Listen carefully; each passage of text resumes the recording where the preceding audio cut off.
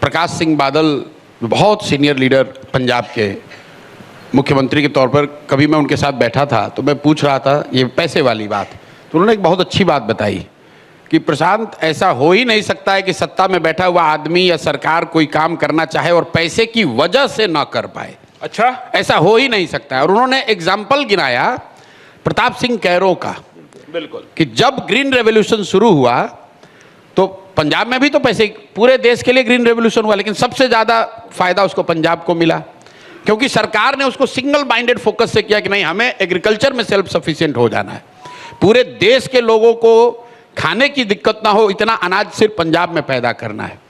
तो जब भी जिस किसी सरकार ने, आप top 10 chief ministers of India उठा के देख लीजिए, रामचंद्र गुहा ने किताब लिखी है, और उन 10 चीफ मिनिस्टर की आप हिस्ट्री उठा के देख लीजिए, उन्होंने सिंगल माइंडेड अगर किसी एक चीज़ को पकड़ लिया, वो चाहे कामराज हो, नंबूदरीपाद हो, महाराष्ट्र में चौहान हो, प्रताप सिंह कैरो हो, इन लोगों ने अपने राज्य में एक जो मुद्दा पकड़ लिया उसको हर हालत में उन्होंने करके दिखाया है। तो बिल्कुल बिहार में मेरा अपना मानना है कि बिहार को अगर अपना गौरवशाली इतिहास वापस हासिल करना है तो हम लोग मैन्युफैक्चरिंग के हब नहीं हो सकते हैं। बिहार सीमेंट की फैक्ट्री नहीं हो सकता है देश के लिए। हम लोग को अपना चुनना है कि देश में हमारी सबसे बड़ी स्ट्रेटेजिक हमारा एडवांटेज क्या है। हम लोग ज्ञान की भूमि थे और पुनः इस धरती को ज्ञान का भूमि ही बनना है।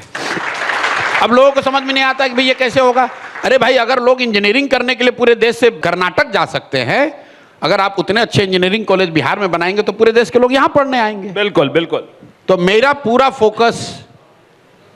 फोकस सिर्फ और सिर्फ शिक्षा और उसके इर्द गिर्द है।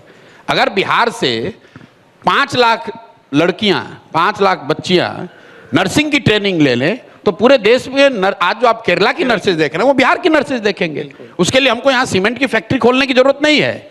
मैं हर प्रखंड में इफेक्टिव फंक्शनिंग नर्सिंग कॉलेज चाहता हूँ, मैं फार्मेसी चाहता हूँ, मैं पॉलिटेक्निक चाहता हूँ, मैं यहाँ पर यूनिवर्सिटीज बड़े चाहता हूँ, मैं यहाँ प्राइमरी स्कूलिंग की देश की सबसे अच्छी व्यवस्था चाहता हूँ। ज्ञान आधारित अर्थव्यवस्था की आप बात बिल्कुल, ज्ञान आधारित सर्विस सेक्टर से ही देश पूरे दुनिया में जो सबसे संभ्रांत सोसाइटीज हैं, they have invested in education and they have invested in service sector.